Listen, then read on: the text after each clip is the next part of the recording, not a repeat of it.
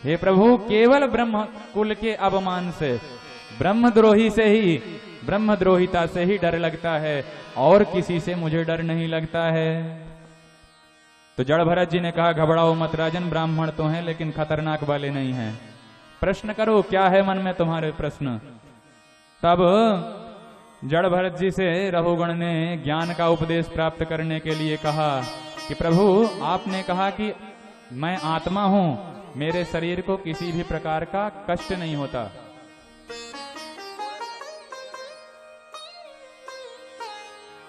मेरे शरीर को किसी भी प्रकार का कष्ट नहीं होता, क्योंकि मैं तो आत्मा हूं, शरीर हो ही नहीं। तो ये बताइए कि स्थाल्यग्नि तापात पयसो भी तापस तत्ताप तत्तंडुल गर्भरंध्री देहेन्द्रिया श्वास सन्निकर्षात तत्संस्कृति पुरुषस्यानुरोधात। जैसे किसी बटलोही में चावल डाल दिया जाए, फिर जल डाल दिया जाए और अग्नि में चढ़ा दिया जाए, तो अग्नि के प्रभाव से पहले बर्तन गर्म होता है, फिर जल गर्म होता है, फिर चावल गर्म होता है और चावल पक जाता है। तो जैसे अग्नि चावल तक पहुंच जाती है, तो क्या शरीर में लगने वाली पीड़ा आत्मा तक नहीं पहुंचती। तब जड़ भरत जी ने कहा, बोलो जय श्री कृष्ण। माताएं ध्यान दें, सब की सब इकट्ठे लेकर के न उठें भाई। हम जानते हैं कि घर जा रही हैं, अंदर जा रही हैं, काम से ही जा रही हैं, लेकिन 4 जन को साथ में लेकर के जब उठेंगी तो इकट्ठा उठने से मन विक्षिप्त होगा और कथा में भग्न होगा। इसलिए क्रमशः एक एक उठ के अपना काम करके पुनः अपने स्थान में आ जाएं। और अभी से पड़ाके न फोड़ें भाई। पड़ाके फोड़ने वाले भी ध्यान दें कि अभी 2 घंटे कम से कम कथा में जन्मोत्सव नहीं होना है। भगवान आए थे रात्रि में 12 बजे, तो अभी तो घड़ी में 6 ही बजे हैं, अभी तो आधा समय भी नहीं हुआ है। एक बार की बात आपको बतला दें कि बिलासपुर में कथा चल रही थी हमारी, वाजपेयी कैसल में महाराज। तो वहां जो हमारे कथा के यजमान थे, उन्होंने दिव्य भव्य इसी तरह की व्यवस्था से कथा संचालित की थी और कथा का समय था 4 बज के सायंकाल से 8 बजे तक का। लेकिन भगवान प्रकट होते होते रात्रि में 11:30 बजा दिए थे और तब तक सभी बड़े दत्तचित्त होकर के बैठे रह गए थे। तो आनंद की अगर प्राप्ति करना है तो एक एक करके उठें और अपना कार्य करके और पुनः आ जाएं। आप घर के अंदर ही जा रही हैं, लेकिन 4 बहनें साथ में जाती हैं तो इधर विक्षिप्त हो जाता है। अभी कथा मात्र 1.5 घंटे हुई है, अभी तो आधी कथा शेष है। भगवान अब शीघ्र ही विभिन्न अवतारों के साथ ब्रजमंडल में भी अवतार लेंगे, तो धैर्य बनाए रखें और अपने अपने स्थान में बैठे रहें।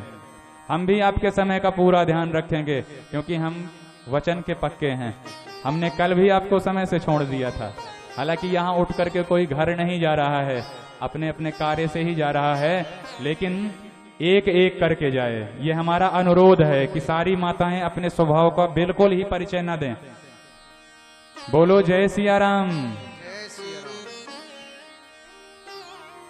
जड़ भरत जी ने रहुगण को उपदिष्ट किया कि रहुगणित तत्तपसा नयाति नचेज्यया निर्वपणाद ग्रहादवा।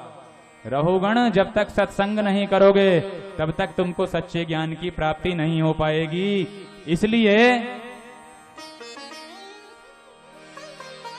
सच्चा ज्ञान अगर प्राप्त करना है, जीव का आत्मस्वरूप का अगर ज्ञान प्राप्त करना है, तो संतों के साथ लगना ही पड़ेगा।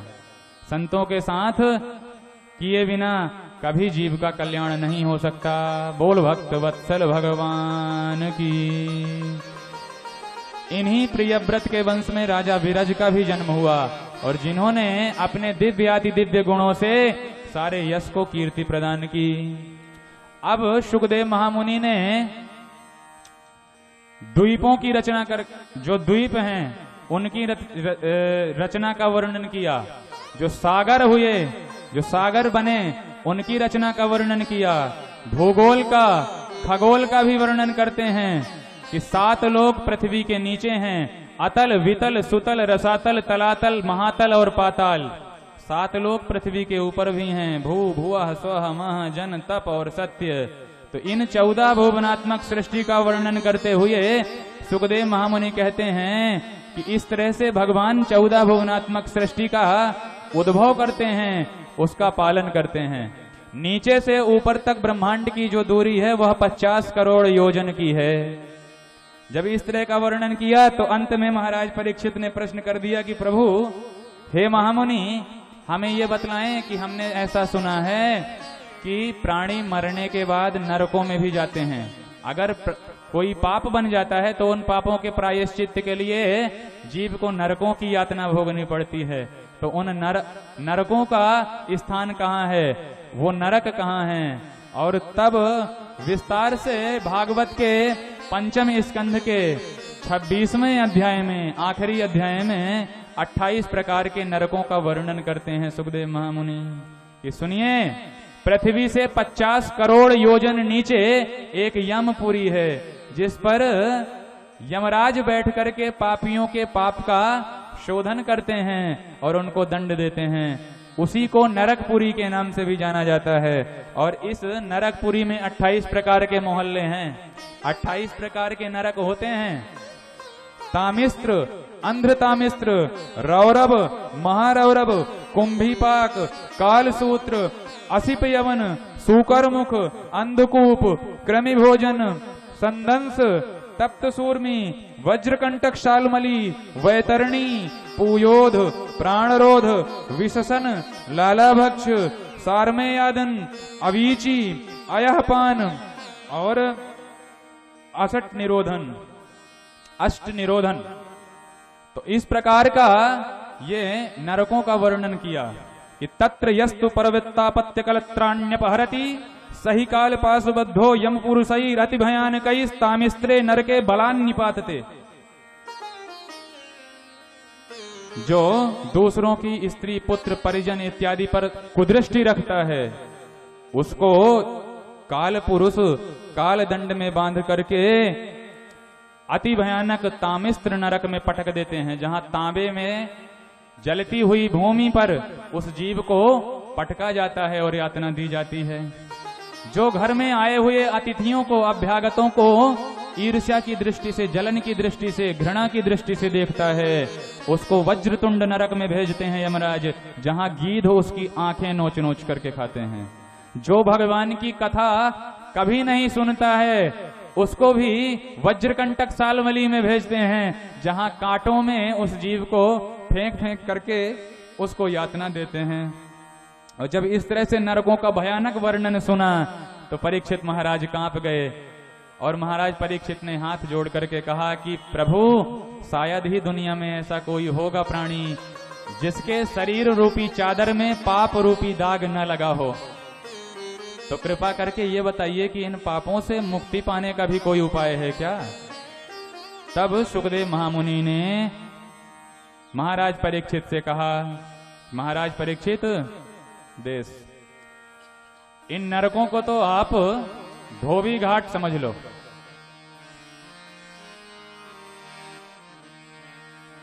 इन नरकों को आप सर्वथा धोबी घाट समझो।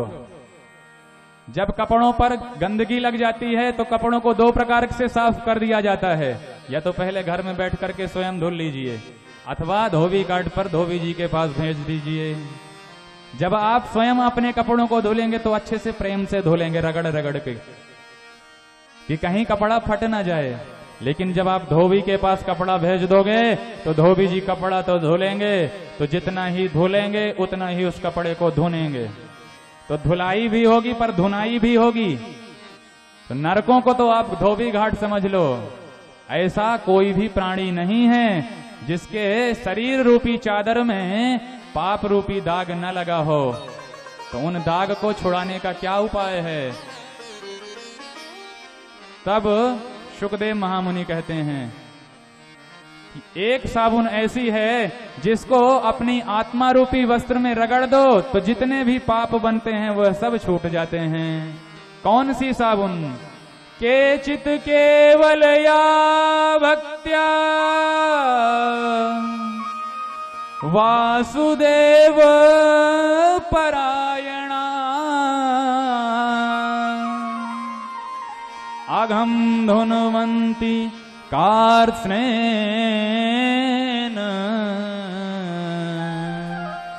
निहार मिव भास्कर भास्करः।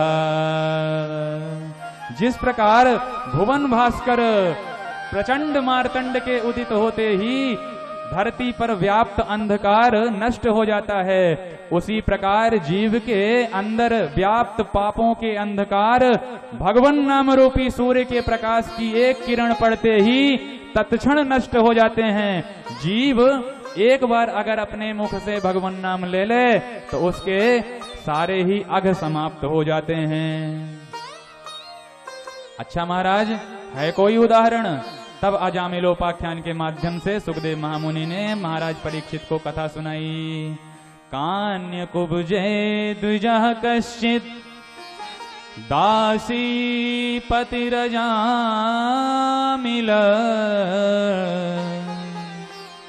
नाम्ना नष्ट सदाचारो दास्या संसर्गदूषितः।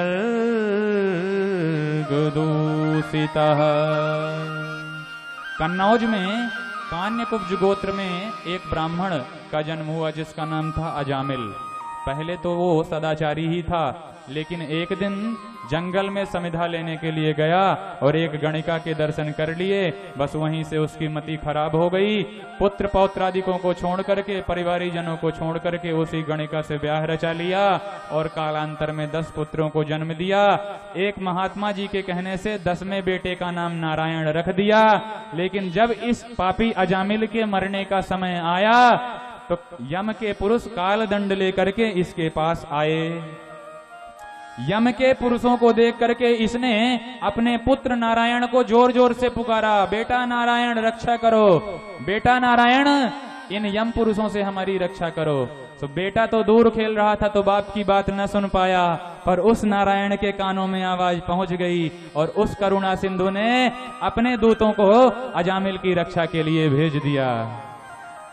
सर्वे पद्म पलासाक्षा पीत कौशेयवास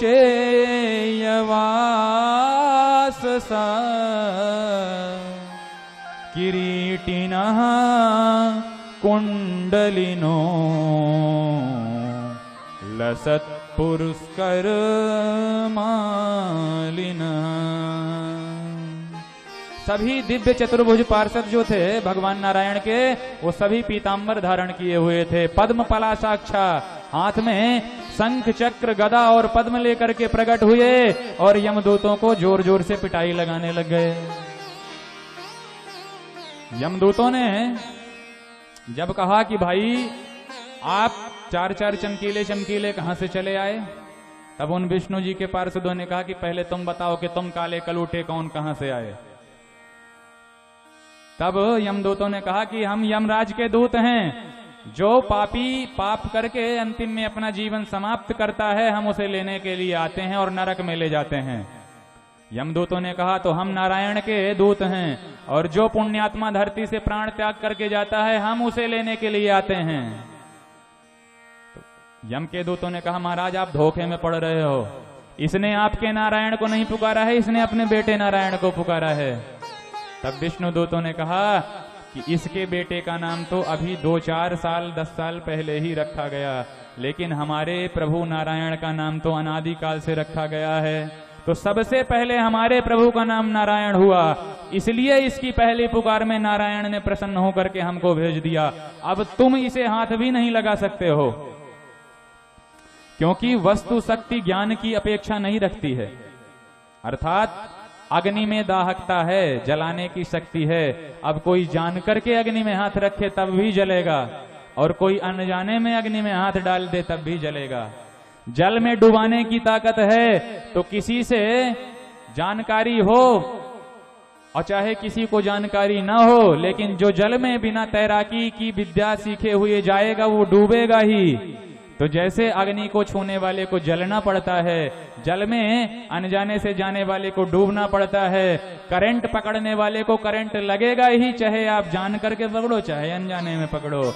ऐसे ही वस्तु शक्ति ज्ञान की अपेक्षा नहीं रखती। कोई कितना भी बड़ा पापी हो, लेकिन उन पतितात्माओं के एकमात्र आश्रय, उन पतित पावन भगवान श्री नारायण महाप्रभु का जिसने एक बार अपनी जिह्वा से नाम ले लिया तो फिर उसको कभी पाप के सागर में नहीं पड़ना पड़ेगा। उसकी तो इस धरती से आत्यंतिक मुक्ति हो जाएगी और वह जीव मुक्ति का अधिकारी हो जाएगा। सांकेत्यम पारिहास्यम वा स्तोभम हेलन मेव वा वैकुंठ नाम ग्रहणम शेषाग हरम विदुः। कोई जान के ले चाहे अनजाने में ले, कोई संकेत में ले चाहे परिहास में ले, कोई भाव से ले चाहे कुभाव से ले, भगवान के नाम को लेने वाले का कल्याण होता ही है। भाय कुभाय अनख आलस हूँ, भाय कुभाय अलख आलस हूँ। नाम जपत मंगल दिसि दस हूँ, नाम जपत मंगल दिसि दस हूँ। राम एक तापस तिय तारी, राम एक तापस तिय तारी, राम एक तापस तिय तारी, राम एक तापस तिय तारी, राम एक तापस तिय तारी, राम एक तापस तिय तारी।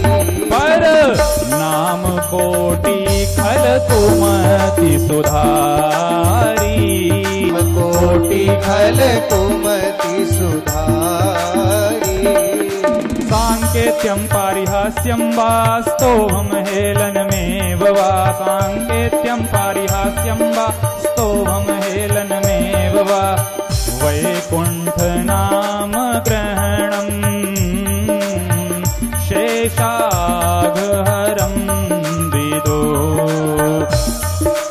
वैकुंठ नाम ग्रहणम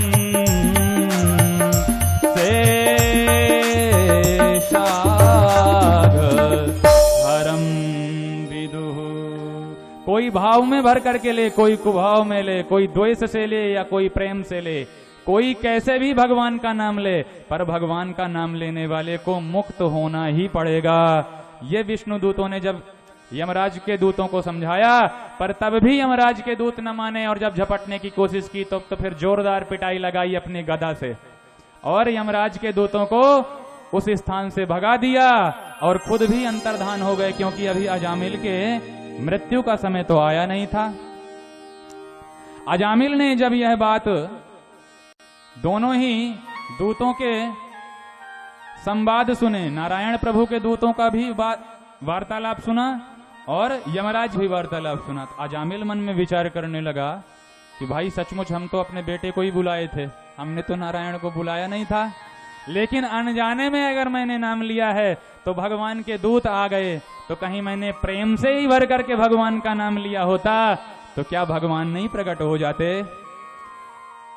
और इतना विचार करके इति जात सुनिर्वेदः क्षण संगेन साधुसु गंगा द्वार मुपेयायत मुक्त सर्वानुबंधनात्। सभी बंधनों से मुक्त हुआ अजामिल गंगा द्वार हरिद्वार में जाकर के भगवान के भजन में मस्त हो गया और समय पाकर के भागवत के 10वें स्कंध का पाठ करते हुए उसकी मुक्ति भी हो गई। बोल भागवत भगवान की जय हो। पर इधर यमराज के दूतों ने यमराज के सामने ले जाकर के अपने अपने काल दंड फेंक दिए कि महाराज नहीं करनी हमको आपकी ड्यूटी। यमराज ने कहा क्या हुआ? तब यमदूतों ने कहा कि प्रभु आपकी आज्ञा से उस पापी को पकड़ने गए थे, पकड़ तो पाए भी नहीं लेकिन पीटे जरूर गए, तो हमको आपकी ड्यूटी करनी ही नहीं है, हम सर्वथा असमर्थ हैं। तब यमराज ने कहा कि देखो भाई, कभी भी किसी भगवत भक्त पर अपनी दृष्टिपात करोगे तो हमेशा ऐसे ही पिट के आओगे। यही है भगवान के नाम की महिमा। पाताल भूत लभ्योमस चारिणस छद्म चारिण न द्रष्टुम अपि सक्तास्ते रक्षितम राम नाम भी। कोई पाताल में रहे, चाहे व्योम में घूमे, कोई धरती पर विचरण करे, कोई पहाड़ों पर विचरण करे, लेकिन जो राम नाम का आश्रय लेकर के रहता है उसको कभी भी किसी भी प्रकार की कुदृष्टि से कोई नहीं देख सकता। न द्रष्टुम अपि सक्तास्ते रक्षितम राम नाम भी। यमराज समझाते हैं कि भगवान की महिमा को हम 12 लोग कुछ कुछ जानते हैं। स्वयं भूर्नारदः शंभु कुमारः कपिलो मनु प्रहलादो जनको भीष्मो बलिर्वैयासकिर्वयम्। ब्रह्मा, नारद, शंभु, सनत कुमार इत्यादि, और अंत में अपना भी नाम लगाया वयम कह करके। वयम माने हम सबको समेटा। तो हम कह करके उसने यह भी कहा। यमराज कहते हैं कि हम 12 लोग भगवान के नाम की महिमा थोड़ी बहुत जानते हैं, बाकी तो राम जी के नाम की क्या महिमा है ये तो राम जी भी खुद नहीं बता सकते।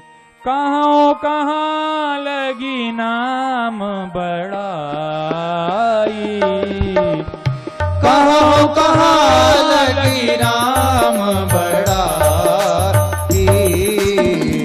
राम न सकहि नाम गुण गाई।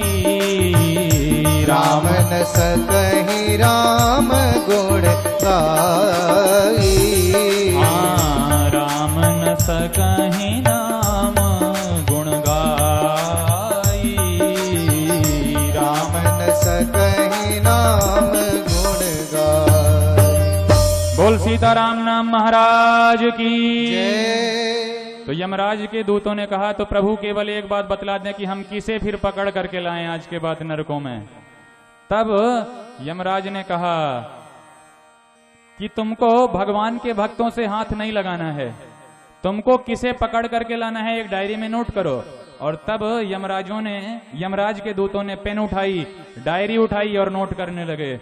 और यमराज बताते हैं कि जीवान वक्ति भगवत गुण नाम धेयम चेतश्चन स्मरति तच्चरणारविंदम।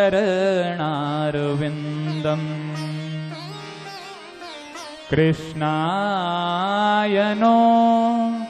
नमति अच्छिरये कदापि तानानयध्वमसतो कृत विष्णु कृत्यान्। पहचान बताते हैं पापियों के कि कौन पापात्मा है और किसे नरक में लाना चाहिए। जिह्वा न वक्ति भगवत गुण नाम धेयम। जिसकी जीभ ने कभी राम जी का, कभी मुरली मनोहर घनश्याम का एक पावन नाम न लिया हो, तुम तो उसको पकड़ करके लाओ। चेतश्च न स्मरति तच्चरणारविंदम। जिसने अपने चित्त में कभी उस चित चोर के दर्शन न किए हो, स्मरण न किया हो, तुम उसे पकड़ करके लाओ। कृष्णाय नो नमति यच्छिरे कदापि। जो भगवान कृष्णचंद्र के पादार विंद में एक बार भी नतमस्तिष्क नहीं होता है, श्रद्धा के साथ शीश नहीं झुकाता है, तुम उसको पकड़ करके लाओ। बाकी किसी से हाथ लगाओगे तो ऐसे ही पीटे जाओगे। बोल भक्त वत्सल भगवान की।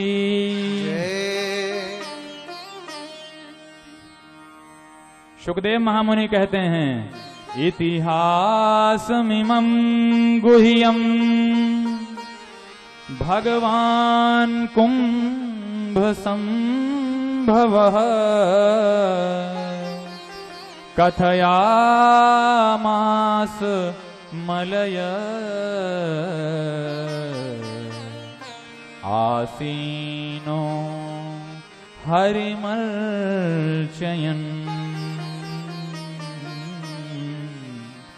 आसीनो हरिमर्चयन्। यह पावन इतिहास की कथा मलय पर्वत पर, मलयाचल पर बैठे हुए अगस्त मुनि ने एक बार भगवान की पूजा करते हुए मुझे सुनाई थी, जो मैंने प्रसंगानुरूप आपको बतला दी।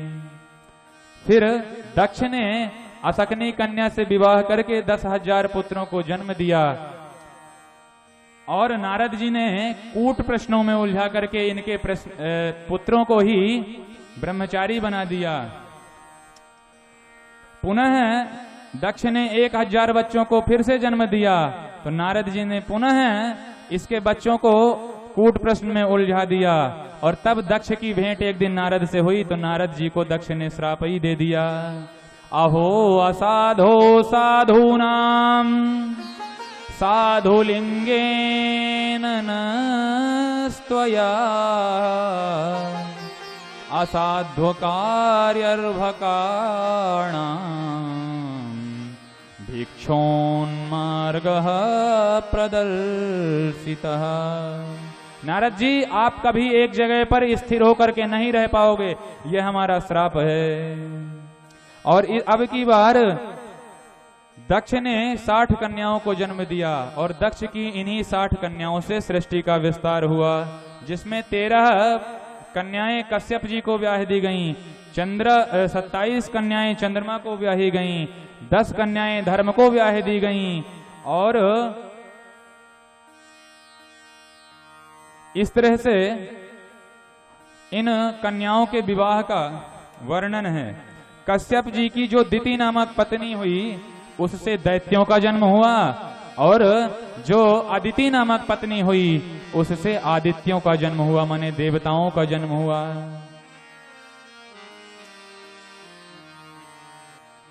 एक बार बृहस्पति महाराज देवराज इंद्र से कुपित हो गए, और तब देवराज इंद्र ने त्वष्टा मुनि के पुत्र विश्वरूप को अपना पुरोहित बनाया।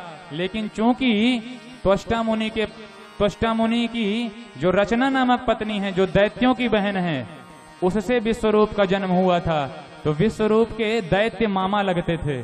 तो देवताओं के कुल गुरु होते हुए भी विश्वरूप दैत्यों के निमित्त यज्ञ करते हुए एक दिन पकड़े गए, तो इंद्र ने अपने कुल पुरोहित का ही वध कर दिया, और जिससे इंद्र को ब्रह्म हत्या लग गई।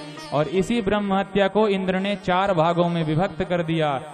एक भाग प्राप्त हुआ भूमि को, जो ऊसर भूमि के रूप में, एक भाग प्राप्त हुआ वृक्षों को गोंद के रूप में, एक भाग प्राप्त हुआ जल को फैन के रूप में, और एक भाग महिलाओं को लगा। इस तरह से इंद्र ने अपनी ब्रह्म हत्या को वितरित कर दिया। लेकिन त्वष्टा मुनि ने इंद्र को मारने के निमित्त एक यज्ञ कर दिया, और उस यज्ञ से करते हुए त्वष्टा मुनि के मुख से एक मंत्र गलत निकल पड़ा, तो इंद्र को मारने वाले की जगह इंद्र के हाथों मरने वाले वृत्तासुर का जन्म हो गया। लेकिन यह वृत्तासुर जो है, यह भगवान का बड़ा भक्त निकला। जब अपने भाई विश्वरूप के हत्यारे इंद्र के सामने लड़ने के लिए पहुंचा, तो इंद्र के वज्र में, जो इंद्र का वज्र दधीची मुनि के हड्डी से बनाया गया था, उस वज्र में ही वृत्तासुर को बिहारी जी के दर्शन होने लग गए। और तब वृत्तासुर ने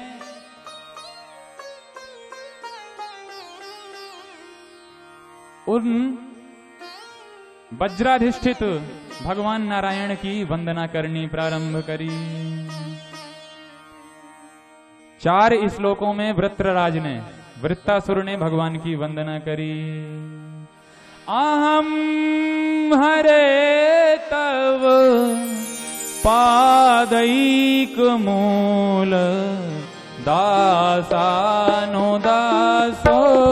भवितास्मि भूयः।